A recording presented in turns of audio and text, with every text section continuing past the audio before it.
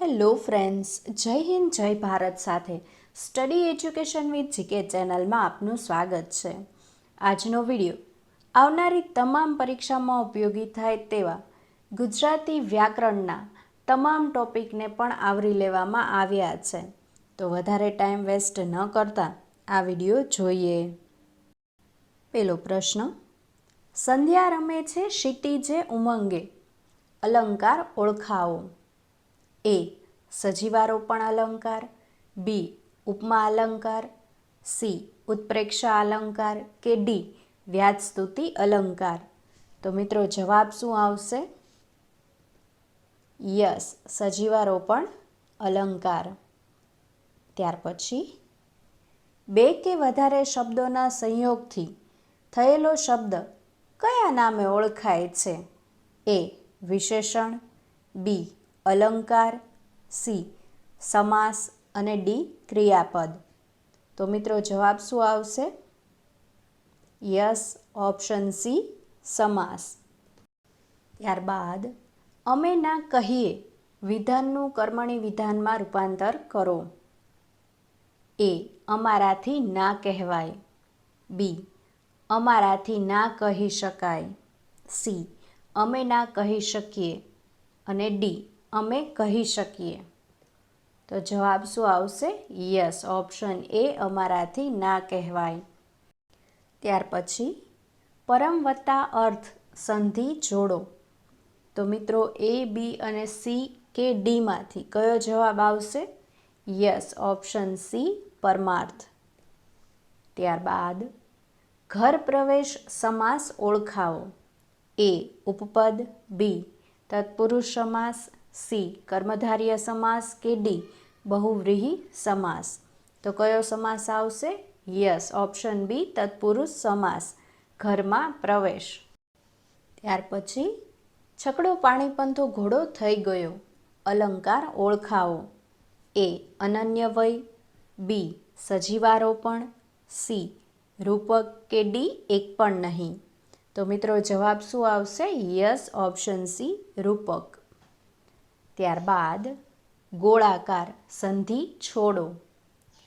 તો મિત્રો કયો જવાબ આવશે? એ. ગોળ વત્તા અકાર, બી. ગોળ વત્તા આકાર, સી. ગોળા વત્તા અકાર અને ડી. ગોળા વત્તા આકાર. તો મિત્રો જવાબ શું આવશે? યસ, ઓપ્શન બી, ગોળ વત્તા આકાર. ત્યાર પછી દહીં વડા સમાસ ઓળખાવો. એ. મધ્યમપદ લોપી, બી. ઉપપદ, સી. કર્મધારય કે ડી. બહુવ્રીહી. તો શું આવશે જવાબ? દહીં મિશ્રિત વડા એટલે કે એ. મધ્યમપદ લોપી. ત્યારબાદ નીચેનામાંથી કયો સમાસ ઉપપદ સમાસ છે? એ. રાતવાસો, બી. માતા પિતા, સી. વનવાસ કે ડી. ગિરિધર. તો જવાબ શું આવશે મિત્રો? યસ, ઓપ્શન ડી, ગિરિધર. ગિરિને ધારણ કરનાર એટલે કે ઉપપદ. એ છે રાતવાસો, એ શું છે? કયો સમાસ છે? મધ્યમપદ. બી છે એ દ્વંદ્વ સમાસ છે અને સી છે તત્પુરુષ. વનવાસ એટલે તત્પુરુષ. ત્યાર પછી નીચેનામાંથી કયો અલંકાર ઉત્પ્રેક્ષા અલંકાર છે? તો કયો સમાસ છે? યસ, ઓપ્શન એ, દમયંતીનું મુખ તો જાણે ચંદ્ર. નેક્સ્ટ, નીચેનામાંથી કયો સમાસ બહુવ્રીહી સમાસ છે? એ. જકાતનાકુ, બી. ચંદ્રમુખી, સી. ગદાપ્રહાર કે ડી. ત્રિકાળ. તો કયો સમાસ આવશે? બહુવ્રીહી સમાસ કયો છે? ચંદ્રમુખી, જેનું મુખ ચંદ્ર જેવું છે તે. એ છે જકાતનાકુ, એ કયું છે? મધ્યમપદ લોપી.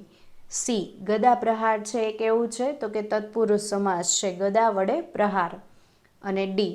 ત્રિકાળ જ્ઞાની. તો ત્રિકાળ તો એ કયો છે? દ્વિગુ સમાસ છે. ત્યાર પછી નમે તે સૌને ગમે કહેવતનો સાચો અર્થ આપો. એ. વૃક્ષો બહુ ગમે છે, બી. નમ્રતા કોઈને ગમતી નથી, સી. નમ્રતા સૌથી મોટો ગુણ છે અને ડી. નમ્રતાથી આઘાત લાગે છે.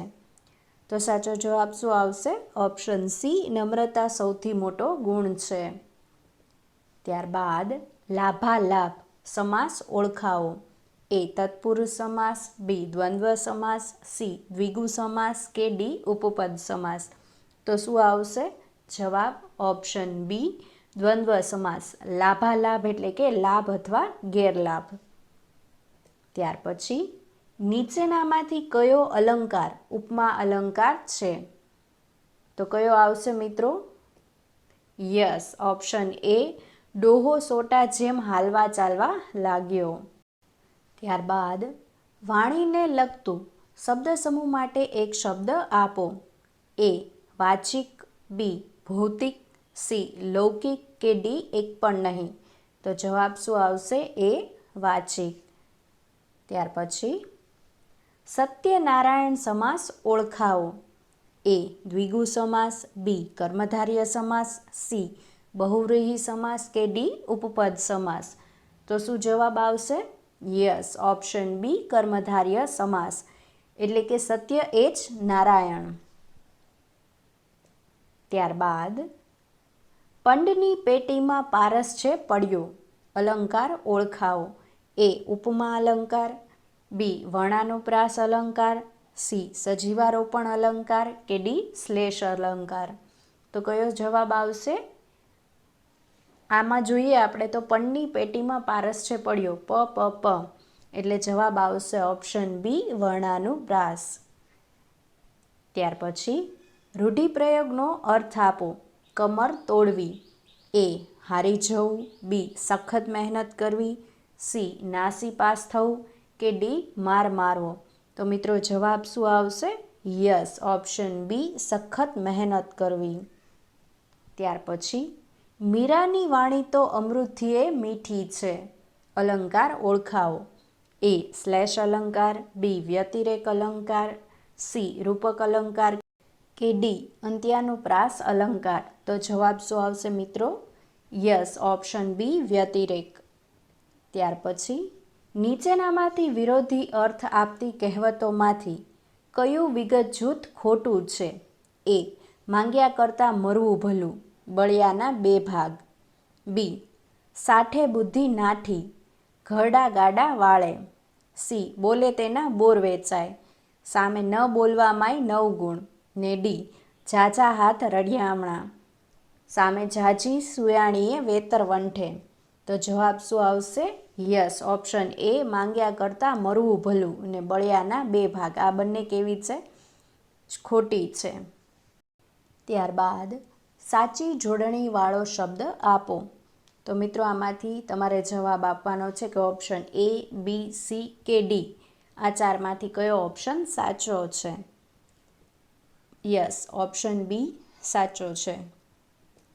ત્યાર પછી નીચેનામાંથી કયો અલંકાર શ્લેષ અલંકાર છે?